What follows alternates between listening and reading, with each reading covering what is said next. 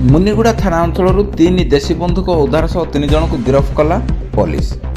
एने मंगलवार संध्या प्राय 6 समय पुलिस पक्षर सूचना मिली सूचना मुताबक रायगड़ा जिला मुनिगुड़ा थाना अंतर्गत डांगसरडा फांडी अधीनस्थ बांगरोडा ब्रिज निकट में 3 जन लाइसेंस नथिबा 3 देशी बंधुक धरी शिकार करुवा समय मुनिगुड़ा पुलिस चढ़ाऊ कर गिरफ्त कर जमापड़ी।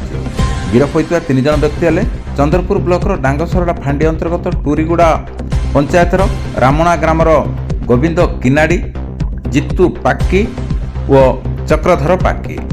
एने थाना मध्य केस रुजु होईछि। एई समस्त को गिरफ्त कर कोर्ट चालान करिथिबा नै एक प्रेस रिलीज माध्यम मुनिगुड़ा थाना अधिकारी केशव षडंगी सूचना दैछन्ति।